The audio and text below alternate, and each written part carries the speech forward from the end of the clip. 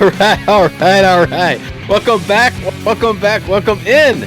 You found us once again. Shoot the Gap, the Rabbit Hole Fantasy Football Focus Show. Here to help you be gruntled with your fantasy football team and your fantasy football decisions. I am your humble host, Brian Amigo Baldwin, and it's my honor to introduce Ethan, the Doc Marshall. He's in for our the special show today.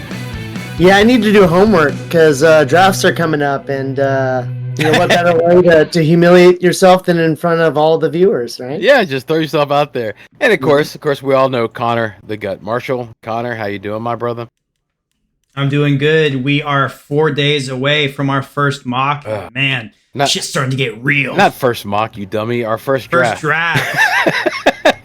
You knew the essence of what I meant. Yeah. So today, this is our 156th show, August 27th, in this hopeful year of our Lord. And man, today, we're going to do something different, okay? So we did all those approaches, the hero approaches, the zero approaches, the past two shows.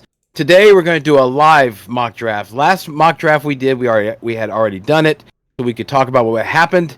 Now we don't know what's going to happen, and the doc is here with us, so this is what we're all excited about. Now, we have, I think, less than a minute before it starts. Let's go. Connor is in 3, I'm in 4, and the doc is in 6. So we're going to go ahead. You can tell how out of practice I am. I'm looking at the ADP and I'm like, oh wow, I did not know that Hill was now 5 off the board. Oh yeah, right. yeah. Above Cooper Kupp, that injury, yeah, really did it. People have been listening to me.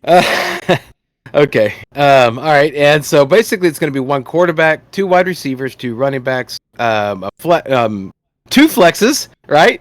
Yeah. 1 kicker, yep. one defense. And we expanded of course, the tight end has been expanded into flex. 6 bench spots. We're doing this through Yahoo.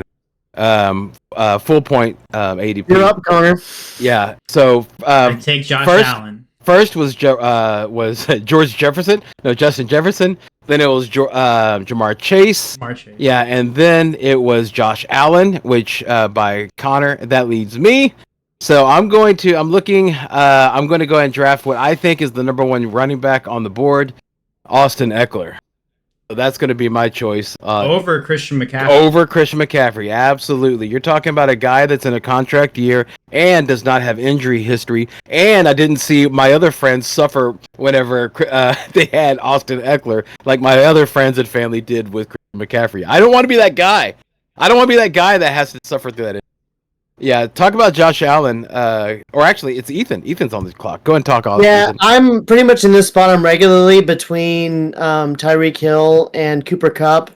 I've been going Tyreek Hill as of late. The hamstring injury has had me a little nervous about Cooper Kupp, but I'm drafting about this same spot in most of my leagues. I've already told Brian and Connor I'm probably going to go Hill in one league and Kupp in another, just to hedge my bet. Hopefully both of them are great. But I think either one of those are excellent in the middle of the first round.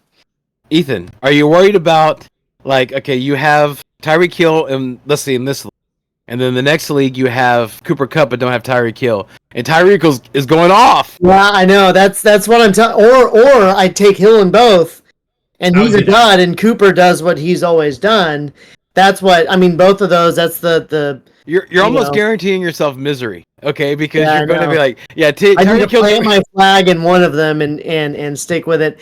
I really love the Dolphins offense. The Dolphins offense was great last year, and you got a second year for the head coach running it, and Tua beefed up, getting a little healthier.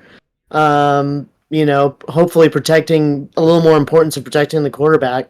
Yeah, wow, it's coming back to me really quickly. Yeah. So basically, after me, after Austin Eckler was Christian McCaffrey, then Ethan did Tyreek Hill, Kelsey, Mahomes, Kupp, Diggs finished round 1, 10-man. Bijan went first round, first pick of the second, then Garrett Wilson, and then Nick Chubb, and then CeeDee Lamb, and now Ethan is on the clock. So normally I'm not.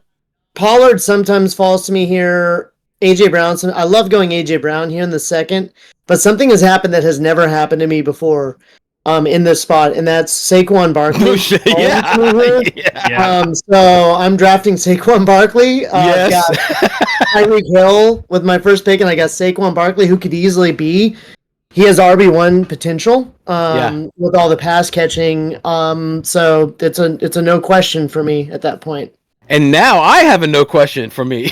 Okay, that's something that doesn't normally happen to me. It just happened to me. So I'm going to draft AJ Brown. Yeah. Holy shit. So I this start is off with one of those drafts, y'all. That's going to make us think. It's fantasy draft, right? Yeah. And now I have the pick, and I also am going to pick a guy that doesn't always land to me, and that's Tony Pollard. Oh wow! There we go. There we go. So far, in this fantasy draft, we had CeeDee Lamb. Then Ethan took Saquon Barkley, and then Derrick Henry went after him. I took AJ Brown. Connor took Tony Pollard, and Amon-Ra St. Brown and Josh Jacobs finish off the side. Okay, so I'm going to go ahead and look around, see what's out there. All right, there's something that I want to see, and I see it. And it's something that I can't believe it happened. Okay, so Lord willing, this will happen again. Okay, we'll see what the Lord says. But I'm drafting Jalen Hurts. That way I start off with Jalen Hurts, AJ Brown, and Austin. So that's how I'm scared. That but we'll see what it does to my team. Because this isn't, this is a new territory for me. Because I'm normally the let's stack up the wide receivers and running back guys, but AJ Brown doesn't fall to me. Ethan, you're up. What you thinking?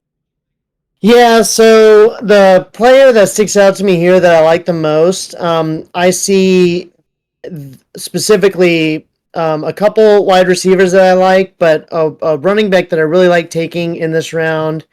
I get him pretty often. Joe Mixon. Nice. To have that, you're missing out on Devontae Smith was there. T. Higgins. Those are great wide receivers. But to me, Joe Mixon has a great potential of being a top 5 running back this year, so it's a no-brainer to me. What's your first 3 picks? Tyreek Hill, Saquon Barkley, and Joe Mixon. Oh, fantasy draft. I know. Right. And there's a way this can be a true fantasy draft, but it probably won't happen. No way, man. Well, this could definitely happen. One thing that happened was someone took Patrick Mahomes in the first round, and in our drafts, if I take Josh Allen in the first round, that could happen. Yeah, I guess. Yeah. Never know. Yeah. So, let's see, where were we at? Okay, so at the top of the third, it was Mark Andrews, Devontae Adams. Connor, Olave by me. Yeah, Connor, you picked Olave. Olave over Jalen Waddle and all the other wide receivers. Okay, all right. 100%. Okay. 100%. Number 1 for his team. Waddle's the 2 for his team. He's got 13, 14 fucking dome games. Okay. Olave's got a really easy schedule. He plays easy teams. All right. Joe Mixon, of course, was taken by Ethan. Before Ethan's, though, was Jalen Waddle. After Ethan's was Jahmyr Gibbs. Then Higgins, Najee Harris, and Devontae Smith rounded out the third. To start the fourth, Calvin Ridley, moving up the boards. Calvin Ridley, that's a polarizing player. Connor was in on him and then out on him. I don't know where he's at now. Yeah, you're out on him now? I'm out. At first, I was really excited because I was like, he's a gambler. He's going to ball out. And then I was like, he's a gambler. I just... Boo! I just think that... I don't like that. Yeah, boo. Yeah. Ethan, what's your thoughts on Mr. Ridley?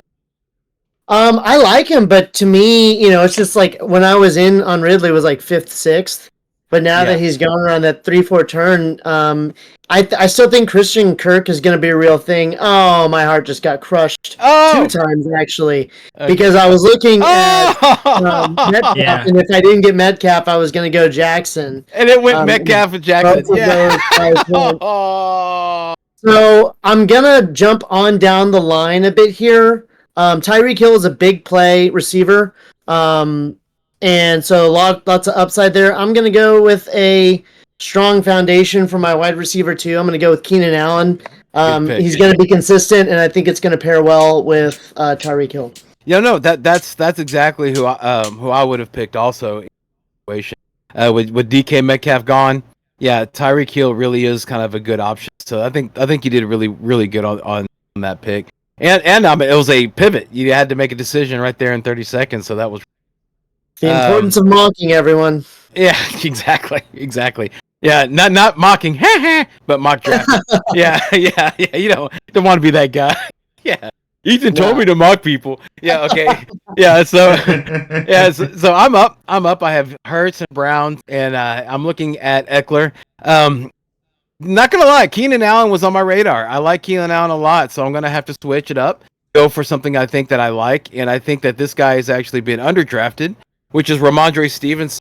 Good guy. Yeah. I really think that people are thinking a lot of Zeke. They forgot exactly what Zeke looked like last year, and that he might be a threat at the beginning. But Zeke has a problem of last. Okay, so I can see like during championship week, like during the playoffs, that it's Ramondre only. I didn't even see his name there. Right? Like it didn't even occur to me. I just assume we're in the 4th round. He's gone, The Holy Spirit blinded you. Thank you, Lord. Yeah, exactly. So, I was in wide receiver mode. Pick him. That was a good pick. Thank you, sir. Thank you. So so we're gonna be coming back around. Connor, what does your team look like? I have Josh Allen, Tony Pollard, Chris Olave, and then I reached. And fellas, I am 100% doing this in both of the drafts that I'm actually doing with you. I'm 100% doing this. I reached for DJ Moore in the 4th round. Okay. Because I think he's going to be a breakout wide receiver, and I think it's still a good value. Okay. Okay, sorry, man. Did that come out? I meant to keep that in. I'm sorry. That's what she said. No. Because I watched the Bears preseason game yesterday, and that's why I laughed. Good. No, dude. He looks great, and Fields does a great job throwing right into the receiver's knees. Yeah, so have fun with that, man. yeah. Look, if he catches 1 or 2 of them, he can still take it to the house. I'm not drafting DJ Moore because I'm really excited about Fields' accuracy. I'm doing it because I'm really excited about DJ Moore's big play potential. Okay, all right. And what position was that? Your wide receiver 2? My wide receiver 2. Okay. And you have what wide receiver is your first one again? Olave. Chris Olave. Olave. Okay. Yeah. Okay. Olave and Moore. So I have Josh Allen holding quarterback down, Tony Pollard holding running back down, Olave, he's the number 1. So I have DJ Moore coming in as a wide receiver 2. All right. Okay. With so big play potential. So what I'm doing is I'm having to pick a wide receiver 2. Okay, because I don't have it because at this point I'm getting a little too cheeky with the running backs. Okay, so I went ahead and picked up Tyler Lockett as my wide receiver. To bleep that. Ethan, you're on. Yeah, so here I am. I normally give this guy a look in round 4, depending on if someone picks Allen ahead of me, or Metcalf. But I don't mind taking Cooper in the 5th, Amari Cooper. I think that as a flex spot wide receiver, that he can have some upside if Watson steps it up. Which Amari Cooper was great under Brissett last year. So Watson does look better this year. Does look noticeably better than he has in previous years. So that's my pick. I feel like I can get a running back when it comes back around to me. But I feel like after Amari Cooper, the wide receivers kind of fall off. They did in yesterday's game. Watson did find Amari Cooper when a play broke down for like a 30-yard pass or something like that. So yeah, so he did get loose in the secondary, and whenever things are going crazy, Watson did show that he did want to look his way. So that's not a bad pick at all, man. I feel you on that. I myself am still a little nervous about it because again, like we've talked about through our chats, we chat all the time. We have a group chat. And, Cleveland weather's real, man. Okay. And Cooper and last year, Amari Cooper was fantastic on the road. So if you got some road games, man, but no, where's he sit though? He's your wide receiver 2 or 3? Three. He's in my Excellent. flex spot. Excellent. Yeah. Oh Yeah, Yeah, great. I would not have Amari Cooper be my 2. That's why if Metcalf and Allen didn't fall to me, I would have gone Jackson or probably I would have gone Cam Akers or someone like that with that pick instead of going wide receiver and waited. No. Yeah, you got That's a really good spot to put. That's the essence of a flex, especially since we're doing double flex. Full point PPR. It's up to you, Connor or Ethan. Yeah, so this is we had this conversation the other day about this very player that I have queued up right now. Dude has fallen multiple rounds and for decent reason. But in the 6th round, I'm taking Kenneth Walker. Charbonnet is real, and he is going to definitely hurt Walker's value. But in the 6th, I'm banking on the fact that Charbonnet is a rookie and hopefully will be eased in with Kenneth Walker getting between the 20s and passing down work. And hopefully it will be like when they brought in Rashad Penny. And Carson still held the workload, even though they brought Penny in that year. Yeah. That is my hope. But again, it's a 6th-round pick. It's the gamble you take on running backs in that round. Oh, sure, absolutely. Yeah, I whenever it came up to me, in fact, I think I need to catch people up. Okay, because we're yeah. I think last time we were at the 4th round, I think it was. Oh yeah, sorry. Yeah. So now we're going through. So yeah, so if we're looking at the 4th round, my 4th pick, I picked Ramondre Stevenson. Of course, Connor picked DJ Moore, Aaron Jones, and Damian Pierce rounded off the 4th. In the 5th, Breece Hall, first pick in the 5th. Then it was Dobbins, Miles Sanders, and then my pick, Connor picked Miles Sanders, and then I picked Lockett right after him to ease up the set my wide receiver spot. Then after Lockett was Joe Burrow, and then was Ethan with Amari Cooper. Then after him was Cam Akers, George Kittle, Deebo Samuel, Alexander Madison. Starting off the 6th round, Darren Waller, T.J. Hawkinson, James Conner, James Cook. Ethan takes Walker, Brandon Ayuk. I take DeAndre Hopkins. Connor took David Montgomery because he loves David Montgomery, and if we wouldn't have been talking, he would have went David Montgomery, but he didn't. David Montgomery. There you go. Then after that was Justin Fields, then Drake London. Starting off the 7 was Trevor Lawrence, Kyle Pitts, and Connor is. I'm going to take Pacheco. Pacheco, huh? Okay. Yeah, I'm feeling because he's healthy. My whole thing for like being a McKinnon truther was like, okay, well, Pacheco won't be healthy to start the year, but he looks healthy. Yeah. Okay. All right. Yeah, he is healthy. But watch preseason, man. Okay. Well, it's either him or Rashad White, right? Okay. Or really, I should have taken George Pickens, but I wanted a little more depth in my okay position. All right. Good. I was next. I picked Khalil Herbert. I like what I saw. Pick. Yeah, as a running back. Then after that was Dallas Goedert, and Ethan's on the clock. Yeah, this is when it gets a little dicier. And I'm between Javonte Williams and Jahan Dotson. And I think I'm going to roll with Javonte. I want to get some solid running backs. I like a lot more of the wide receivers late.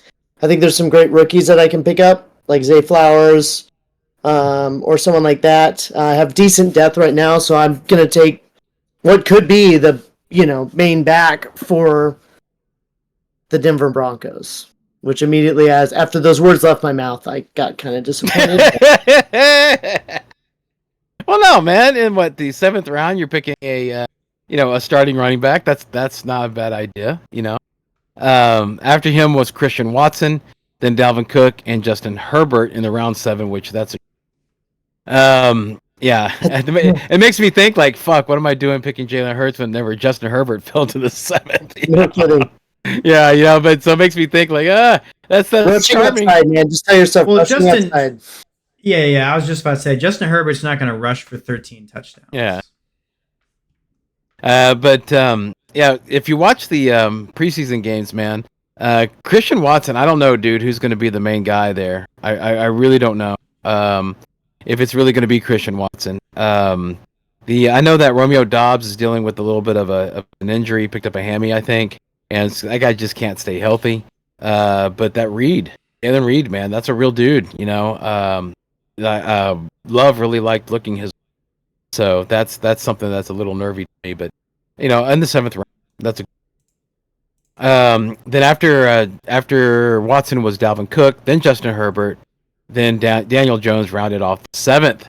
Starting the 8th, San Francisco. Oh, we got auto drafting here. San Francisco defense, Dallas defense, and then Mike Williams, and then George Pickens, and Ethan is on the clock. Yeah, so I'm starting to think about quarterback here. Maybe. I want to get another wide receiver that I'm really liking. This is one that he was a high pick last year, but he's fallen this year because last year was not so great. Good pick. So I'm grabbing Gabe Davis. If you can have part of the Buffalo Bills offense in the 9th round or the 8th round, I'm going to take it. Hear that? Okay. Well, that makes sense. And that's and also if you watch the preseason game, he really was focusing on Davis a lot. Davis didn't catch it, but he caught some of them. He didn't catch all of them. Yeah. Okay. Yeah. As long as he has above a 50% catch rate, he's going to be better than he was last year. Yeah. Now, that's not saying much, but yeah. And I'm sitting here. I'm in the 8th. And I'm looking at the running backs, looking at the wide receivers. There's a guy that Connor mentioned him. I can't pass him up either because I'm a pervert for running backs. So Rashad White. Nice. Good pick. Yeah. Picked up Rashad White, even though I have 3 wide receivers and I could use a wide receiver. Picked him up because like I said, I'm a pervert for running backs. I got a problem, guys. Connor is up, and I'll catch everybody up. What are you thinking? I am thinking I might need a little more depth at wide receiver because Gabriel Davis and George Pickens are 2 guys that I normally target around this area, and both of them are gone. So, yeah, I'm going to take a shot on a guy that I don't usually draft, but I've talked about him on the show before. I like his upside for this year, Jahan Dotson. Ah, nice. And you might have heard, especially with Terry McLaurin having that that turf toe, that thing could get aggravated any time. And next thing you know, you have the number 1 wide receiver for team. It's just. Oh, sorry. Go ahead. No. Connor made a swear word, and the reason why is because George Pickens was taken. But whenever, so it's because he's balling out. At least the Pittsburgh offense is looking a lot better than what people thought they was going to. So I went ahead and picked the other side, Deontay Johnson, who I think is going to be actually I think he's going to be like the target on Pittsburgh. Ethan, you're up. Yeah, so in this spot, I'm looking at a couple different wide receivers. I said I'm in on some rookies. I'm thinking about quarterback. I think I'm going to push it one more round. There's one of my favorite rookie wide receivers to take right now in mocks is Jordan Addison. He's got speed on and off the field, evidently. But I like his potential, especially with Hawkinson having some injury issues, and some uncertainty around Hawkinson. I think Addison has the ability to break out at some point this year. Oh, yeah. He looks great. If you watch him play, he looks like he belongs in the NFL. That was a great pick. Just to catch everybody up. So we did at the top of the 8th. I think that's where we dropped off. It was we skipped a pick in the 7th. No. I got him. Yeah. So San Francisco. Oh, you're right. Yeah, August 1st was San Francisco, or August 1st. Round 8-1 was San Francisco. Dallas was next. Then Mike Williams. Then George Pickens, and then after that was whenever Ethan picked Gabe Davis. Right after Gabe Davis was Chris Godwin, and then I picked Rashad White. Then Justin Tucker was picked by Connor, which is odd. He never picked kickers high, but okay. I'm gonna pick him in the 7th if George Pickens and Gabe Davis and Rashad White are all gone. Okay. Then after that was Philadelphia. Then Buffalo closed it out. Starting the 9th round, Daniel Carlson and was picked. Then Tyler Bass. Then, of course, Connor did Jahan Dotson. I did Deontay Johnson. Then Deontay Swift went. Ethan did Jordan Addison. Alvin Kamara went next. Then Pittman, McPherson, then Bucker. Round out the 9th. Then here we go on the 10th. Top was Terry McLaurin. And then Marquise Brown. And then A.J. Brown went after him. There's one more pick before Ethan. Oh, Mike Evans picked. And now Ethan, is now the time you're going to pull the trigger on a... Yeah, and I'm going to wait one more time. I'm going to keep playing with fire because the last running back on the board that I really would like to have a piece of, I think Antonio Gibson can be a great value late in draft. He's kind of the last running back that I feel really strongly about that's out there. When I look at the draft board, there's still Dak Prescott. There's still Deshaun Watson. There's a bunch of quarterbacks ahead of Tua, who I am targeting. So I'm playing the ADP game here and hoping that a bunch of teams don't take backups. No, I got you. So I'm going to pick somebody that I can't believe nobody's picking by now. The starting running back for the Miami Dolphins. Yeah. Okay, Raheem Mostert. Okay, why aren't people picking this guy? Okay, he is the starting running back for the Miami Dolphins. I know there's talk about Jonathan Taylor, but come on, right now. Okay, yeah, right now he is. Yep. Right now he's the starting running back for them. So yeah, so I went ahead and picked that. Connor. Well, Connor's on right now. So Takes Nico Collins after your pick. Okay, he picked Nico Collins, and then now it's Connor's back on pick 11, round 11. Now, I am going to take a quarterback, but I'm not going to take Tua. I'm going to save him for the doc, and I'm going to take another guy that I believe in, Aaron Rodgers, for the New York Jets. Rodgers, okay, all right. Like I said, if you watch the preseason, Rodgers looks good. He looks like he knows what he's doing. Yeah. I'm gonna pick a rookie, my favorite rookie wide receiver. Yeah, might be kind of tipping my hand for Ethan, and this might be wrong, but this is for you guys. I'm gonna pick Zay Flowers. Ooh, yeah. I like it. Yeah, I like it. Yeah, so I just like the way that he looks. Even though Rashad Bateman looks like he's coming back. You have a crush on him?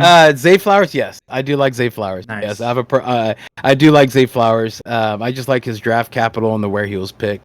So let me go ahead and get everybody up to speed. Okay, so we were we were in the middle of the 10th round last time I did this, and that's whenever Mike Evans was taken. Ethan took Antonio Gibson, then Cortland Sutton went after him. I took Raheem Mostert. Connor took Nico Collins. Christian Kirk went after that. Jerry Jeudy closed out the 10th. And then it was start the 11th was Pat Freiermuth. And then Brian Robinson went after him. Then, of course, Connor took Rodgers. I took Zay Flowers. Then the defense was taken with New York. And then Ethan was up. Who'd you pick, Ethan, in the round? Tua Tagovailoa. I'm loving the Tua Hill stack. That's a crime. That's a crime for him to go that low. See, now I'm like, man, what am I doing picking Jalen Hurts? So, I felt so good at the beginning. I felt good. I did. But this is an odd draft. This is a fantasy draft because I haven't had a draft land like this in a very, very long time. Yeah. Personally. Yeah. Younghoe Koo went after him. Then it was Rashad Penny and Evan Ingram. Then Dak Prescott closed out the round 11. Round 12, Jamal Williams, Jackson Smith, and Jigba, Rashid Rice. One more pick, and it'll be Ethan's. What you thinking, Ethan? Oh, Michael Thomas was taken. This is something that I don't normally do. I normally don't pick my quarterback this late, but one of the concerns with Tua is injury. And so I do need to be thinking about that. And another late round quarterback that I've been going for that happens to fall to me. I'm not going to pick. I'm going to pick the guy that could totally blow up this year as my backup. And I'm going to go with Anthony Richardson as my backup. Okay. All right. Yeah, he's got some accuracy issues. But yeah, I mean, I can see it. He's growing, and if you have Tua, it's actually a really good approach. I like it because you have somebody that's guaranteed in the beginning, and then somebody that might pick up in the end if something happens to Tua. So I think that's a really good approach. I applaud that. I think that's a really, really, really smart idea. I myself, I need to go ahead and get some backup. And there's a quarterback that I love, and actually the show loves. And so I'm going to go ahead and grab him now in the round 12. I'm going to go ahead and grab him, and that's Geno Smith. Yeah, so nice. yeah, I'm gonna have solid. Yeah, have him back up the running Jalen Hurts. Okay, so all right, so let's Connor. Well, let me go and catch everybody up, Connor. Then we'll talk about your pick. Zach Charbonnet went after me, and that was Connor. Then Deshaun Watson, then some RJP Ryan, and then Elijah Moore, then Rashad Bateman, and now Connor's up right now. And I took a tandem of backup running backs that have some potential for the second half of the season. I took Zach Charbonnet in the 12th. Okay. And then I took Tank Bixby in the 13th. Oh, okay. Well, there you go. That's what he did. That's what he did. Yeah, I think right now I see a defense up there that I really like. So I'm going to go ahead and pull that because I don't think they're going to come back to me. And that's New England. New England has been the number one defense the past 2 years in a row. Okay. So why is he going this late? I have no clue. Yeah, Ethan, see, after I picked New England's defense, David Njoku went, and then is Ethan. Yeah, I'm going to go ahead and take a defense, and this is a defense the defense that I normally take is not available. Uh-oh. So I'm just going to grab a defense that is in a very bad division. Very good pick. That's who I was going to pick. Yeah, one of the better defenses in that division. What defense is normally there that you look at? Kansas City. Oh, they are there. Dang it. They are there. Oh, Well, I'm going to pick them. The Holy Spirit I will blinded you. say, though, I'm the competition. I normally take Kansas City Chiefs, but the Chargers always seem to have their number. Yeah. And so they play them twice a year.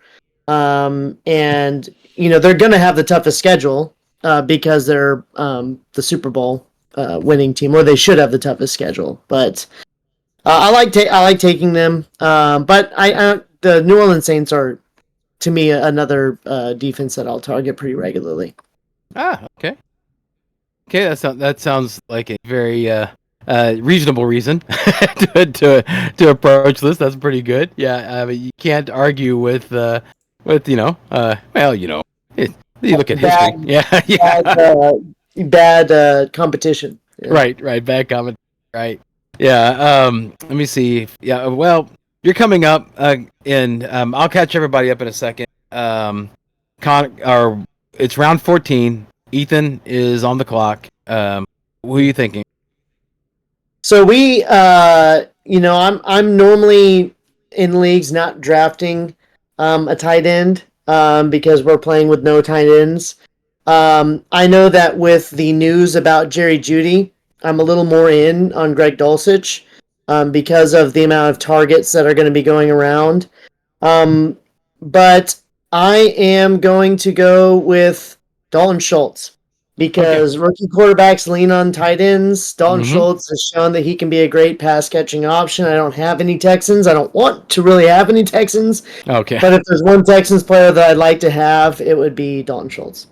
All right. And this guy I'm going to pick, I need a kicker. And again, watch preseason. This guy's nailing like over 50-yarders left and right attached to one of the most explosive offenses, Jake Elliott.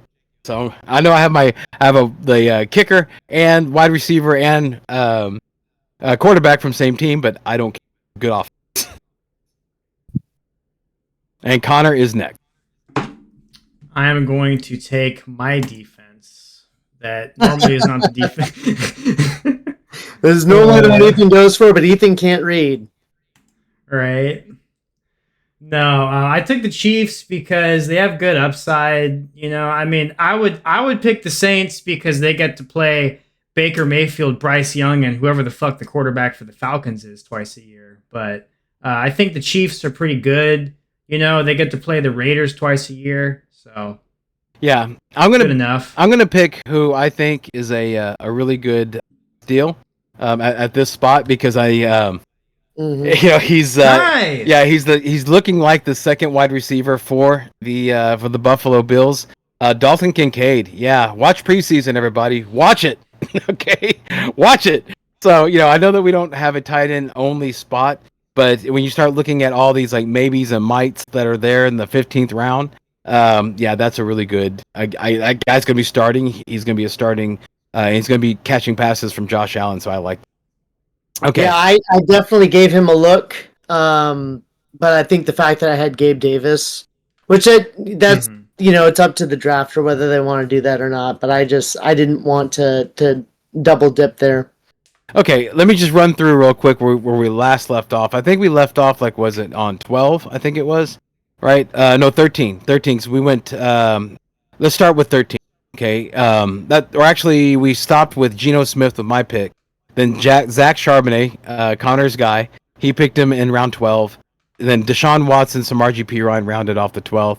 Then the 13th was Elijah Moore, Rashad Bateman. Tank Bigsby. Watch the preseason, Connor. Holy mackerel. Watch the preseason. Yeah, New England. It was my pick after that. David Njoku was after me. Then Ethan picked New Orleans because the Holy Spirit blinded him to Kansas City. Baltimore defense went next. Then Denver. Then Kenneth Gainwell and Brandon Cooks rounded off the third. 14th round, Chig. Yeah, Chig Okonkwo went. Yeah, 14, first pick in the 14th round. Then Kirk Cousins, then kicker Jake Moody, then Jacoby Myers, and then that's when Ethan was up. He picked up Dalton Schultz. Brock Purdy went after Dalton Schultz. Then it was my pick. That's when I picked up Jake Elliott. Then Kansas City was picked up by Connor, defense. Then it was Tyler Higbee. Jared Goff rounded off the 14th. Last round, 15th, Cincinnati. Then it was Miami. Then Connor picked Adam Thielen. And then after him, I picked Dalton Kincaid. And then Washington defense was picked up. And then Riley Patterson, Detroit kicker. If you don't know who that is not an insurance salesman. Yeah, he is the kicker for the Detroit Lions. Cole Kmet went after that. Devon Achane, Pittsburgh, and Tampa Bay rounded off the draft. Okay, Ethan, what does your team look like? So let me pull up my team here. So at starting quarterback, I have Tua Tagovailoa. For my wide receivers, I have Tyreek Hill and Keenan Allen. And then I have Amari Cooper, Gabe Davis, and Jordan Addison. At running back, I have Saquon Barkley, Joe Mixon, Kenneth Walker, Javonte Williams, and Antonio Gibson. For my tight end, I have Dalton Schultz, and for my backup quarterback, I have Anthony Richardson. Kicker is Riley Patterson, and defense special teams is New Orleans Saints. So Riley Patterson, was that just because he's connected to a good offense and he plays in a dome? Yes. Okay. All right. So you don't know anything about Mr. Patterson? No. Okay. Okay. All right. Okay. I have a feeling they're just going to be, I don't know, they're going to be a good offense, but they could get held up at the goal line quite a bit, and that's a lot of field goals. Yeah, that Joe Mixon pick really worked out for you. Yeah, so you kind of stacked up your starting lineup, so that looks really good. And going late on Tua gave you the ability to pick up all that depth. That's a gamble. That's my weak spot. Well, yeah, but I mean, you kind of shorted up with another guy. I mean, that's what you're supposed to do in situations like that. Go for somebody that might actually have a big explosion. Later. Yeah, and the timeline's perfect. Yeah, it's good. No. Yeah, I like it. It's very very smart. Yeah, well, it's something you would think from a freaking U of H professor. So yeah, congratulations, man. The stereotype holds. Yeah, you guys are smart. Yeah. So okay, Connor, do you want to go ahead and go from the third spot? Yeah. So I have Josh Allen as my quarterback, and Aaron Rodgers is my backup quarterback. Wide receivers, I have Chris Olave, DJ Moore, and then Jahan Dotson, Nico Collins, and Adam Thielen. For my running backs, I have Tony Pollard, Miles Sanders, David Montgomery, Isaiah Pacheco, Zach Charbonnet, and then Tank Bigsby. Since Brian gave me the advice of watching the preseason, I read the note that he fumbled. So he will not be in my real roster. On the goal line. On the goal line. Yes, the worst possible place to fumble. Dear anyone who watches the show and takes me seriously, don't draft Tank Bigsby. I stumbled. I crawled so y'all could walk, or walk so y'all could run, or whatever the fuck it is. I don't have a tight end. I don't have a tight end. For my kicker, I paid up a little early. I got Justin Tucker because there wasn't anything I liked, and Justin Tucker is still the best kicker.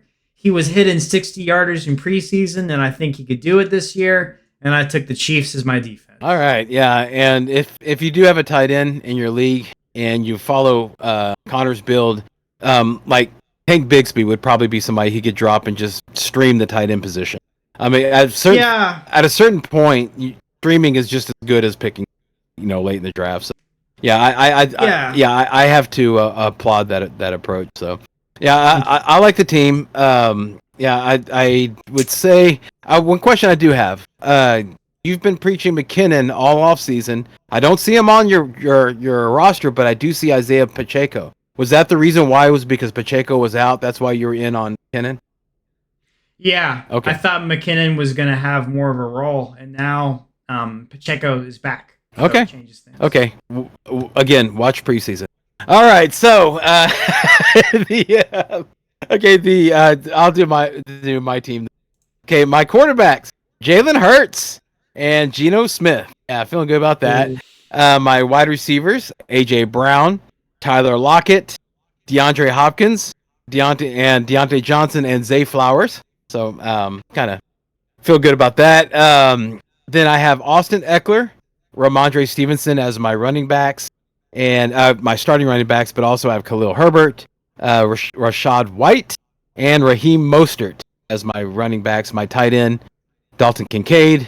Defense is New England's defense, and kicker is Jake Elliott. All right. I found something wrong with y'all's lineup, which was not easy. Find something wrong with mine. To me, the only thing that the price you paid for Jalen Hurts was your wide receiver too. Mm-hmm. Mm-hmm. That's it. That's the only thing I could have. But DeAndre Hopkins could be like AJ Brown 4 years ago. You know what I mean? Like who was a wide receiver one. You know what I'm saying? So you were able to get value late in the draft. Deontay Johnson, like either of those guys could easily plug into that spot. They could easily be that wide receiver too. So it's that if we're nitpicking, that would be the one thing, but that's because you powered up at quarterback. And staring at Jalen Hurts and AJ Brown if you're the opponent of that, it is there's poopy pants happening. Oh yeah, that's because it's never really. That's actually something that, and I'll be honest with you, that rang in my ears from Connor, because when we talked mock drafts, when we talked zero. When we were talking hero, I think it was the hero strategy. Yeah. It was zero. Zero. Yeah, you talked about like Jalen Hurts and AJ Brown being a power stack, and that's where that came from. So it wasn't my own thought. Connor was the one that brought that up, and I was like, well, I haven't ever had AJ Brown fall this far to me before, and Jalen Hurts is not normally right there. So hey, man, let's dance. Let's just see what happens. And as I say that about Tyler Lockett, but the dude keeps proving everyone wrong every year. So, and you guys didn't even talk about my stack between Geno Smith and Tyler Lockett. That's true. Yeah. And the streaming value of Ramondre Stevenson, in the, what was it, the fourth that you picked him up? Well, you saved me for myself, Ethan. Because if I had Keenan Allen as my wide receiver too, I don't think I'd be as happy having Keenan Allen and Austin Eckler on the same team. Oh, that's right. So you saved me from myself, so I appreciate that, man. Yeah, but that's one reason why when Eckler falls to me in drafts, sometimes I don't take him because I love Keenan Allen so much later. that I don't like capping the upside of my starters by having both of them. I've had that happen before, where I drafted Keenan Allen and had Austin Eckler in a mock, and I wasn't that mad. But I do like having Ramondre Stevenson. I'm not gonna lie about that. Yeah, I do like that. I do like. So I learned something by doing this draft. Hopefully y'all did too. So let's go ahead and that's how we would approach these drafts with a 10-man draft. Hopefully that helped you out and you could see exactly what we went through. If you want to, it'd be kind of neat, interesting if you left a message and say, like Brian was the one that won because he has AJ Brown and Jalen Hurts and everybody else sucks. Verbatim. This is recorded, so you can go back and then play and then type the exact same thing, and I'll give you a shout out in the next video. Yes. And I'll double it if you say that I'm the best in selling. Oh no, dude, no! Shout out. Come up with your own ideas. Look at you. So that's another reason why you should write that down there. Connor, how are we doing on time, my brother? We're doing pretty good. We're 45 minutes. Okay, all right. So let's go ahead and let's dig into some news. Pretty heavy. I don't know, Connor. Were you able to get the no good news thing up? If not, it's cool. No. I literally had it up and then I took it down because I thought we weren't gonna have it. Oh, boo! Okay, we're gonna have to sing it then. Go. No good news is no good news, and no good news is no good news. And if there's no good news, then nothing to do. Aha! I'm sorry, everybody. I'm sorry, everybody. Yeah, if you get mad at Connor. Another reason to type why you like my draft so much better. Another reason, yeah. No good news is good news. All right, so apologies to Gary Gnews. Yeah, R.I.P. So let's go ahead and let's dig a little bit more into Josh Jacobs, everybody. Let's go ahead and do that. Let's put some air into that. Okay, so Josh Jacobs and the Raiders have agreed to terms on an upgraded 1-year contract worth up to $12 million per Tom Pelissero of the NFL Network. Yeah, so the base value of Jacobs' new deal is $11.8 million. Up from the $10.091 million from the franchise tag that he didn't sign. So he's signed now, so he should have enough time, to be ready for the season opener. This is very polarizing news, everybody. Very polarizing.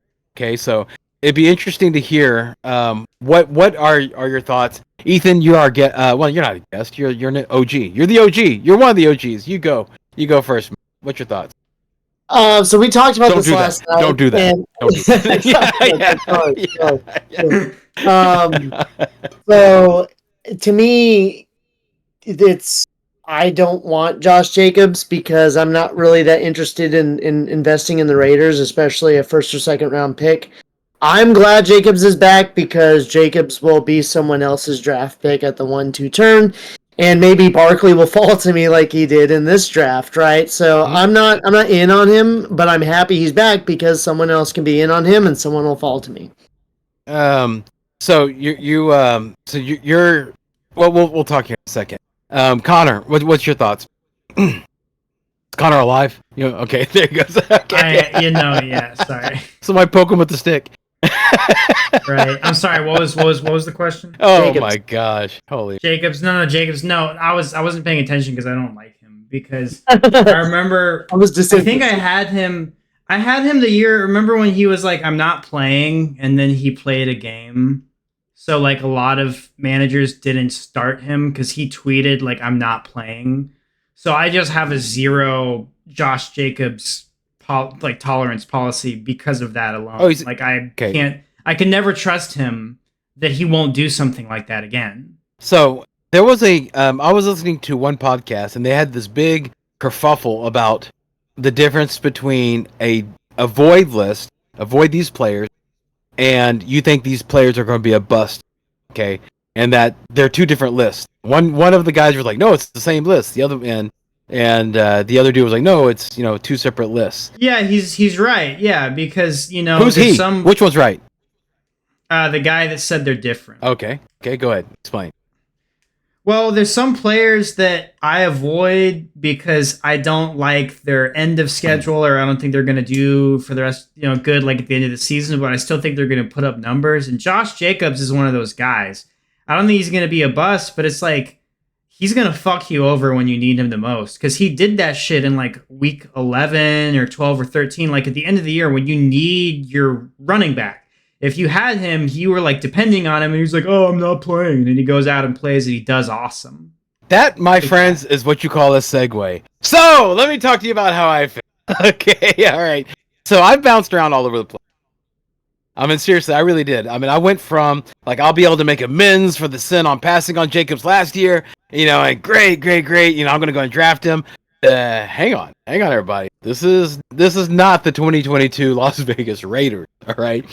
Jacobs' best year was when Carr had someone to throw deep, so the defense had to really back it up a bit, right? 2023 Raiders, headed by Jimmy G, who's an accurate short-range passer, but not known for throwing downfield, so the defenses will have more confidence to play closer to the line.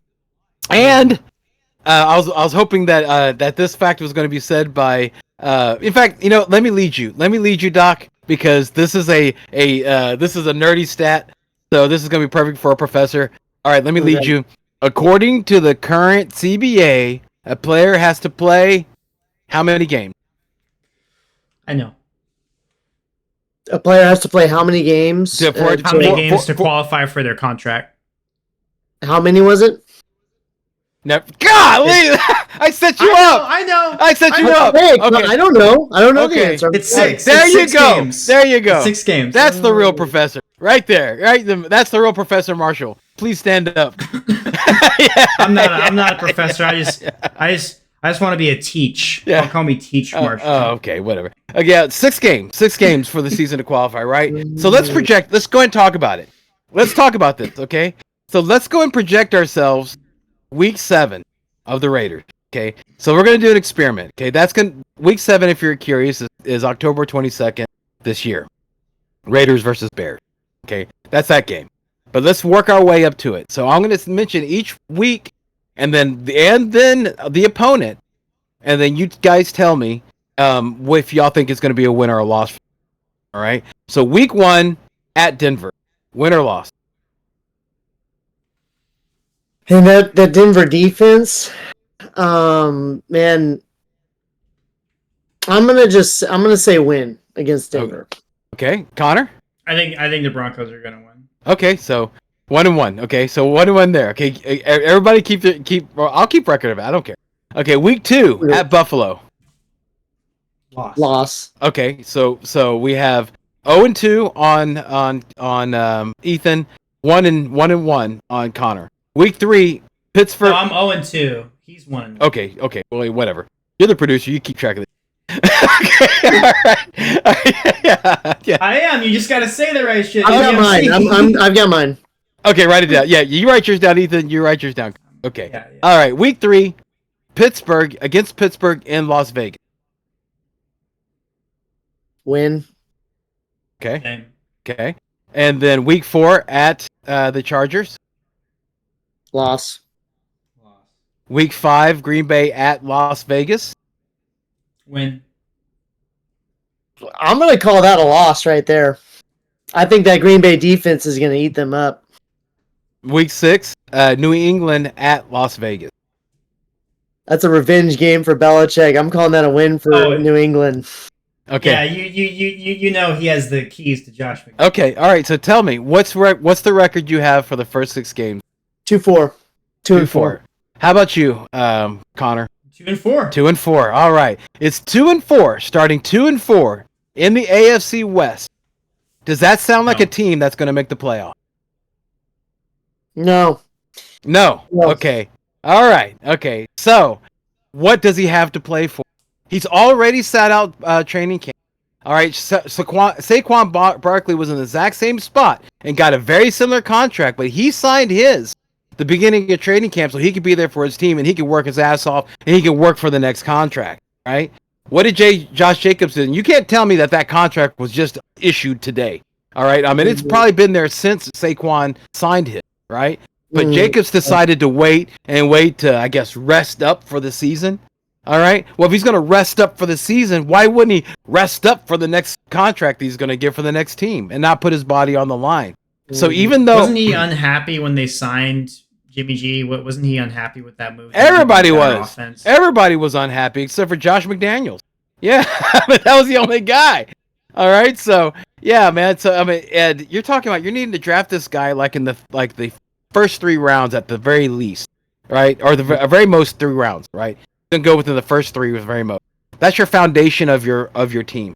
Okay, you have volatility. You have a point. You have somebody, all right, that could be where they're just like I said. They wait till 6. They wait till 6 weeks, and then they're out. So when it comes playoff time for fantasy football playoff time or the championship game. He's going to be sitting down. You're going to be hoping that you get Zamir White or something, right? That's what you're going to be going with. So you have that, or the guy could be he could be sitting out like he could be like, well, okay, I'm going to show you guys why y'all should have paid me and prove it and like work his way through. He sent out an emoji of like a little devil face and a little smirk, like the smiling devil. Yeah, saying I'm back, and stuff like that. So I personally, if somebody puts a devil face on something, I'm like, red flag, and yeah, exactly. So, so you have, the most hopeful thing is that to stick it, screw you Raiders, I'm going to work my ass off. The other side is I'm going to sit, screw you Raiders, I'm going to sit. That's too much volatility.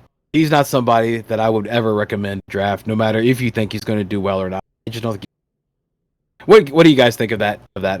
I agree with you 100%. All right, so that's walking it down. That's walking it down, professor style.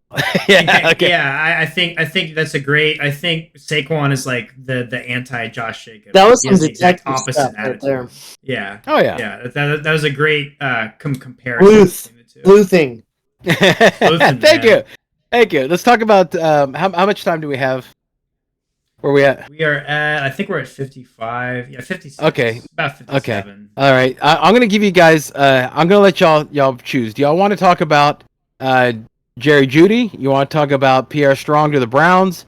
Do you want to talk about the Trey Lance? The Trey Lance trade? I think the Jeudy news is probably most salient for fantasy drafting. And Deontay Foreman. Same thing with Deontay Foreman. Those two, yeah. Those two. Okay, so let's go ahead and talk about, there you go. Let's talk about Jerry. Jerry Jeudy. JJ. Yeah, good old JJ. Yeah. We already know about his hand. I'm bummed. Okay. He's been diagnosed with a moderate hamstring injury. Mm-hmm. So remember, with a hamstring injury, Professor Marshall, okay, the guy who's getting paid to be called a professor.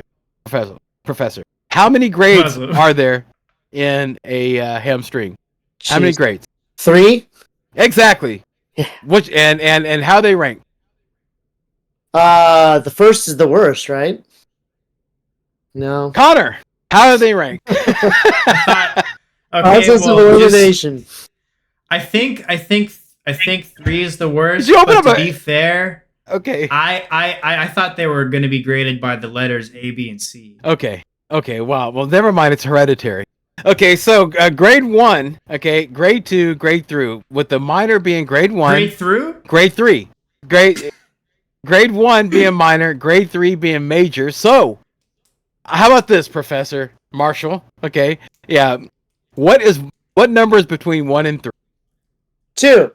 And what is between minor and major? Average? Moderate. There we go. Y'all share a brain. All right, so that's a grade 2 hammy. Okay, a grade 2 hammy strain takes anywhere between 4 to 8 weeks to heal. So you're talking about potentially half the season, okay, if there's not any setback. All right, and if there are setbacks, it could be longer. All right, and plus the first game back is not going to be really a game back. So you're looking at this guy for over half a season is not going to be available. And we're looking at, where do you think that, we talked about the Raiders. Where do you think the Broncos are going to be halfway through the season? Yeah, I mean that. Did we go through their first? No. Yeah, dude. They could be in Jeremy Stidden land by that point in time. Yeah. They might be looking at Jeudy like what Dirk Nowitzki would say. Shut it down. Let's go home. Shut it down. That's what they would do, because there's no reason to bring him back, kind of like what they did with Cooper Kupp. So that's extremely volatile if you're thinking like, oh, I'm going to get this late season push guy. No, you might just get somebody picking up your IR bench, if you're blessed enough to have an IR spot. All right, but you think that'd be good news for Cortland Sutton? Was it you, Ethan, or no? Was it you? You're the one who says it's Greg Dulcich. That's going to be Weird Al Yankovic. That's going to be getting the. Okay. Okay. I was thinking about taking Dulcich at the end of the draft there. But the main thing to me is like I don't think Cortland can be a 1. The dude just he didn't show out last year, and part of the problem with that offense was how much Wilson tried to force feed the ball to Sutton, and that was with Judy on the field. Imagine without Judy on the field. It's going to be. Well, we did. We saw it. We saw it last year, and that's the reason why I got Amari Cooper, because I traded Cortland Sutton right whenever Judy went out with the idea like, hey man, hey, Judy's out. Judy's out. There you go. And the guy bit. But I'm thinking, once a salesman, always a salesman. It's fantasy football, brother. You pull everything out. Hell yeah, brother. Hell yeah. Especially when you spent like the 3rd pick for Michael Pittman and the 4th pick for Cortland Sutton, and you're like, help! I need something. And you won. I tell everybody, nobody believes me. It's the grace of God. I did not do anything. It literally was the will of the Lord. Somebody had to have a heart attack on the field for me to win. I was about to say. Okay, so I'm telling you, DeMar Hamilton. I'm telling you, that's why I'm approaching like I'm picking wide receivers higher and better this year, because man, last year was miserable. And that's also one thing that made me start thinking about the quarterback, because I had Russell Wilson also, so I was worried about that. Anyway, we've all kind of faded him. Let me tell you about rookie Marvin Mims. Okay, that's a rookie wide receiver for the Denver Broncos. That's the one I think is going to do well. All right, we didn't do Merry Early Christmas this time because I kind of want to parse it out and not really do it every episode or something like that. It depends. I mean, that's just what we're doing right now. But yesterday's game, he was 2 for 2 for 51 yards, had 1 rush for 3 yards, and a punt return for 19. The longest play that he had was originally called a 75-yard touchdown catch, but he was ruled down, and the call was only called a 50-yard catch. He's the guy that seems to be doing what Judy was doing. Judy was taking jet screens. Fast? Yes, Judy was taking screens. Marvin Mims is taking the jet. What's this guy's build? Like how is look him up, brother. Come big? Is he built like Tyreek? Look at him. Mims. Look him up. That'll be your homework assignment. Well, I was gonna say, remember when Chris Paul got injured in the semifinals against the Warriors, and he had a hamstring, and I'm pretty sure it was a grade 2. It wasn't a grade 3 or nothing like that. Okay. And that my point is, Chris Paul's hamstring always comes back whenever he needs it. So Mims is 5'11", 177. Hill is 5'10", 185. So not far off. Okay. Marvin Mims, 5'11", 180. Yeah. Yeah, and Jerry Jeudy is. Well, let me look up his height. But anyway. We all did. I don't. Doc and I did our homework, and you're the one who dropped the ball. Yeah. Well, his 40 time is 4.46. So he's a fast guy, right? So yeah. And so also what was notable in last game. So I think, or in that injury, I think that it's not Cortland Sutton. I think it's Marvin Mims. Or if you can make a case for Greg D. But I'm really nervous about the Colonel, Adam Troutman. I mean, he was with Sean Payton in New Orleans. Sean Payton specifically wanted Troutman. Makes me a little nervous, but. Whatever. Well, I think you have to run 2 tight end sets now with this news. Oh yeah, good point. Very good point. But I will tell you that it was Jarrett Stidham that started the game. Yeah, the last preseason game, not Russell Wilson. Yeah, and man, he played fast and furious, completing 17 of 28 passes for 236 yards, 1 touchdown, and looked a lot better than Russ did. So Russ might get the start, but I think that the transporter is going to get the start eventually. Yeah. Really, so is Russell? Are the Broncos just going to have to eat that fat contract they gave him for no reason? Well, dude, yeah. So far they're going to have to. It seems like it, right? Seems like it. You switched fan bases in the nick of time. Yeah.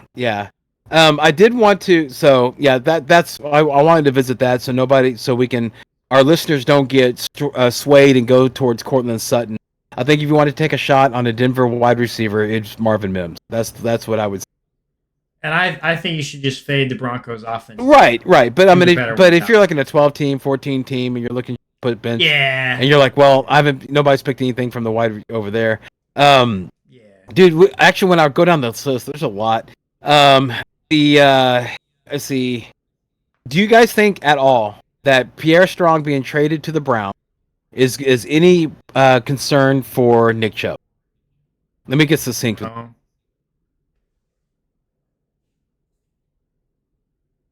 Ethan, do you think? The only thing that I can think is, and you'll have to forgive me, I'm not that familiar with Pierre Strong's style of play, but the thing that we're thinking about with Chubb is that he's going to take on passing down work. And the concern, and I would have to look into this, is this: if Pierre Strong profiles as a pass catching back, then that would cap some of the upside that we're thinking about with Chubb. He didn't play that much last year as a rookie. Okay, so it's difficult to say anything there. He had like 22 catches last year. No, he only had like 22 plays, I think it was. So he didn't do anything. But as in college with San Diego State University, he had 240 carries for 1,673 yards and 18 rushing touchdowns. That included an 85-yard run. And he did catch 22 catches for 150 yards and 0 touchdowns. So the thing I would bring up is that Jerome Ford was supposed to be the pass catching back, but he got a hamstring injury back on August 7th, and it was considered mild, so grade 1, 4 to 6, so he could miss like 1 to 2 weeks.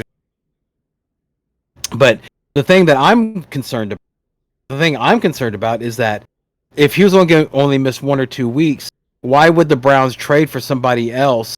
And if they thought that, Nick Chubb's going to catch everything, we're just going to use Nick Chubb more.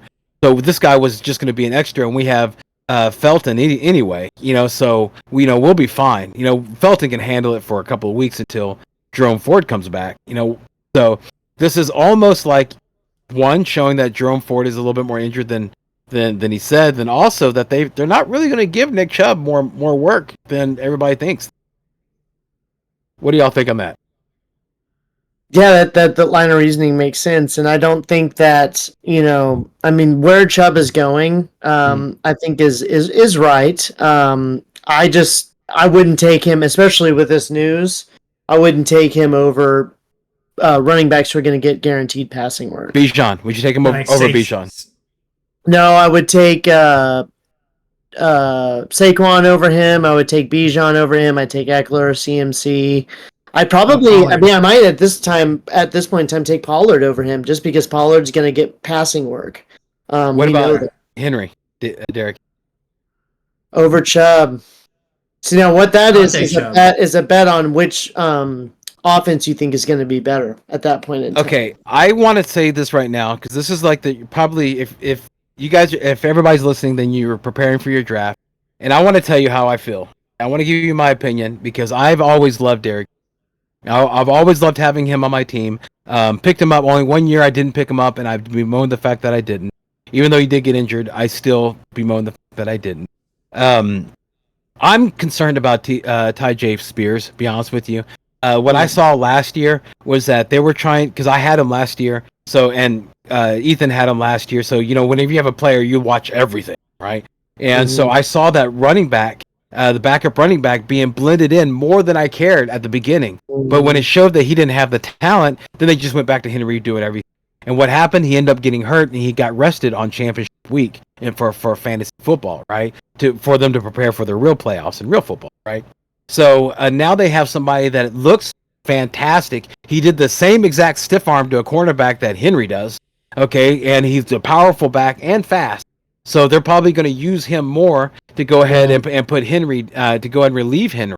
So Henry is always his whole thing was that it's the Tennessee Derrick Henrys. I'm not sure it's going to be that way, especially now that they have Hopkins, and also they have Chigakonkwo coming back So Yeah. I would be concerned about that. Okay, so I'm worried about Henry in that respect. I don't think he's going to get the workload, mainly because this is their last push, and they're not going to want him to be injured.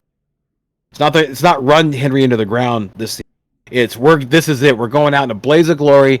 This is the last ride of Tannehill and Henry, probably Hopkins. Before they And Vrabel. Yeah, well, no, not Vrabel's. I think Vrabel might be on the hot seat if the Titans. Okay, but he was the coach of the year 2 years ago, so it's a little difficult. I guess you're right. It would be if you have an aging players like you have. I think it's difficult to say he's the problem. Whatever.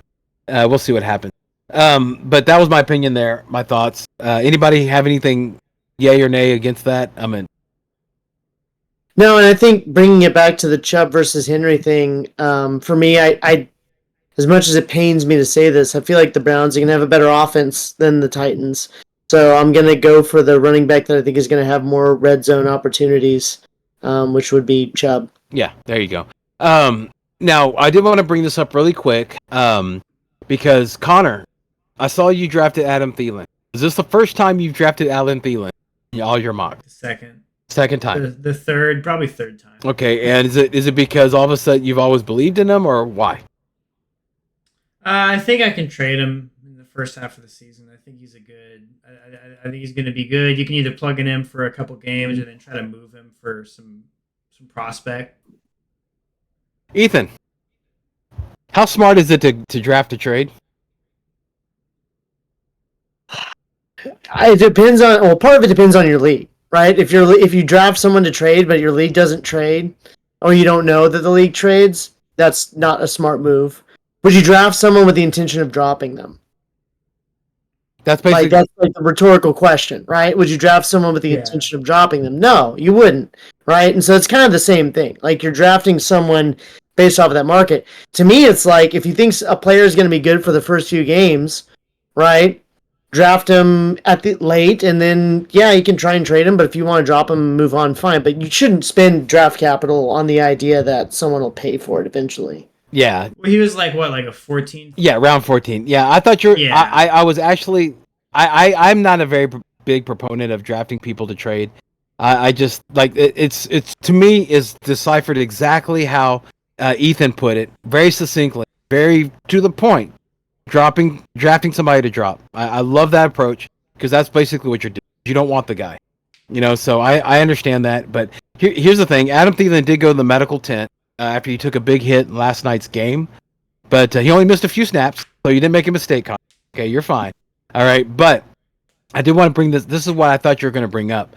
Thielen did 5 of the 10 targets yesterday, and 66% of Carolina's receiving yards, while Bryce Young was in the game this offseason. The Panthers and DJ Chark is injured. First team offense scored 10 points on 2 drives against Detroit's second team defense, with the final play being a 21-yard touchdown reception to, you guys want to guess? Adam Thielen. Yes. Yeah. So, DJ Chark, as Connor said, has a hammy. So we know how tricky those things are and how nervy those can make people. But Jonathan Mingo, is he the wide receiver to have in Carolina, or is it Thielen now? Just by that really bit information. I think that's Thielen for the first half, 100%. And then I think Mingo, he could take over because Adam Thielen's old, so he could get injured, and then Mingo could be thrust in, and he's a rookie, so he's he's figuring shit out. But it's a 14th round pick, it's kind of a reach, but I think in our league has no tight end, so they're gonna need that double flex. Thielen's a good trade bait prospect. I would tell you that I think that Nico Collins is a bigger reach than Adam Thielen. I will tell you that. Well, I'm also a homer. That's the homer. So did the homer watch preseason games? No. If you haven't noticed, all of my decisions today, I have not watched the last week of preseason. CJ Stroud. CJ Stroud's a butter knife. He spreads it around. Yep, sure does. Well, Nico Collins is cool because he's huge. Well, yeah. That's also, but Robert Woods runs precise route, and then you have Tank Dell, who's one of his best friends. So that is a good point. Ethan, do you on Mingo? Any opinions on Mingo? I know it's a deep dive. I oftentimes in these instances, I know that in the draft I said that there were rookies that I liked to pick up, like your Zay Flowers, your Addison, stuff like that. But in a situation like this, I mean, Thielen was still relevant at times last year. Like Thielen is Right. not done yet. And the rookies that I targeted didn't also have rookie quarterbacks, right? If you have a rookie quarterback, I would want veteran receivers because they're better at running routes, they're more trustworthy. If you're a quarterback, you want a receiver who's played the game, right? They know how to run routes, they know how to get open. It's easier to have a mind meld there. I mean, maybe later in the year, but that's not that dude's going to be on the waiver wire when he's relevant, right? Yeah. So I would between those two, I would go Thielen for that reason. All right. Last bit of news before we shut it down. I just want to go and talk about this really quick because there's a blurb that came across everybody's phone, got everybody really excited. Well, not excited if you're a family of this person, excited. But Chicago Bears running back Deontay Foreman left Saturday's preseason game against the Bills to have his chest and his ribs evaluated. Right? He split snaps with Khalil Herbert prior to his exit early in the second quarter, taking 2 carries for 11 yards, 1 catch for 11 yards. Okay, but then the Bears used Roshan Johnson after his exit. All right. However, Foreman's injury. Okay, like that sounds bad, right? That sounds bad, everybody, right? Right? Sounds bad.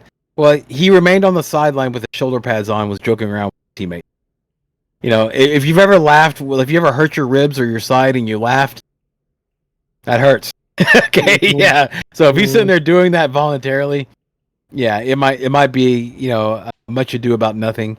And if he does go out, it's not going to be Khalil Herbert goes up. It means Rashawn Johnson.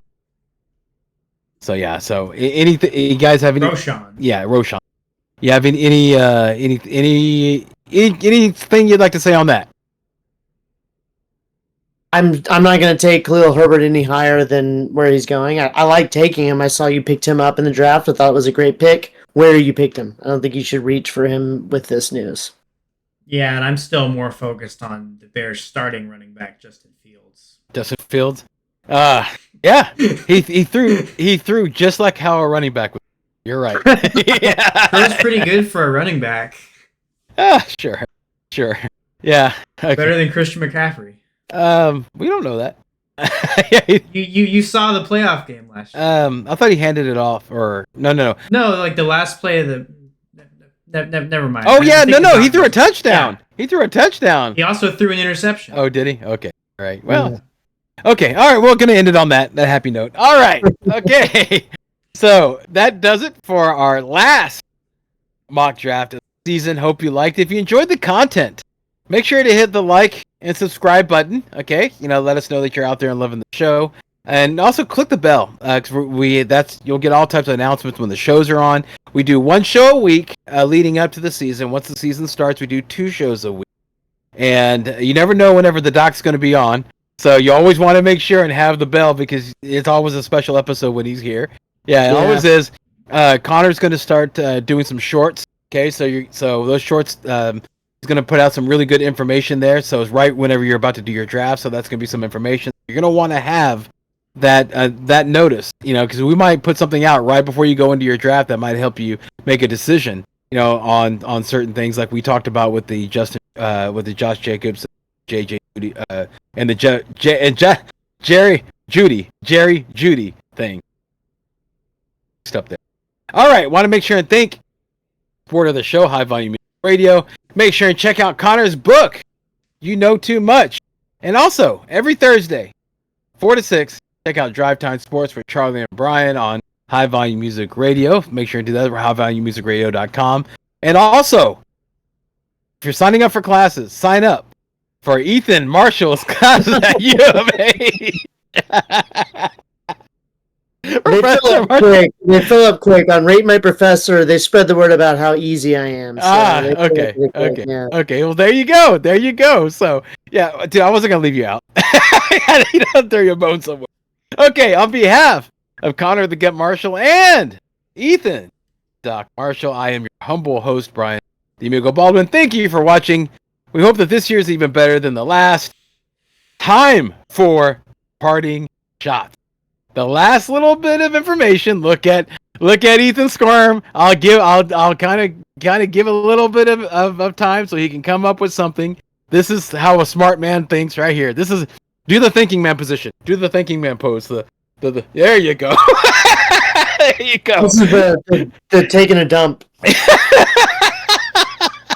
So as Ethan is thinking, I'll go to Connor. Connor, go ahead, man. What is your parting shot? Try to make a list of your guys going into your draft. Some people, they like to have notes on computers or whatever, but I like to have a physical piece of paper that you can make notes on. So I have my guys, and this is kind of my own unique thing, but I'll have like just a list of guys that I like in each round. And then I'll have stars next to who I want to get in that round, but I have the other guys I have named, and then I'll favorite all the guys on Yahoo, and then I'm still making notes. I made notes during this show. No Nico Collins, no Tank Bigsby, and then I made notes about things that I like. Like I really like George Pickens and Gabe Davis. This is the first draft I had without them, so I'm probably going to target them a little more. Just kind of update each week. Because I do that every couple weeks. All right. So keep it fluid. Keep it water. Okay. Ethan, are you ready, or do you want me to go and give you some? Yeah, I got it. The main thing for me is don't neglect the late round spots. Pay attention there. It's really you can find great value. You can have great picks. You could also waste a lot of picks in that time. So when you do your mocks, don't bail after the 5th round. Don't bail after the 6th round. Stick around, and really, that's when preparation comes through, is those rounds. Because 2 years ago, Cooper Kupp, 5th round pick, 6th round pick, right? You can find that value there. You've just got to study up and know who you want there. I'm in Ross St. Brown. DJ Moore's going in the 5th. Yeah. This year. Yeah. All right. And mine really easy. It rhymes almost. Don't mismanage your advantage. Okay. All right. And basically what that means is that whenever you are close to a turn, find out what the advantage is. Okay. If you're like where Doc is, where you're like in the middle, where's the advantage? Okay. Don't mismanage that advantage. There's a point where you're going to get the pick on a guy that's not supposed to be there. Okay, even if it's something where like, no, I normally go wide receiver, running back, and an awesome running back is sitting there. Okay, it's because of your advantage. Do that, and then work around it. Like kind of blends in with Ethan's, and also Connor's, because you have a list of your guys.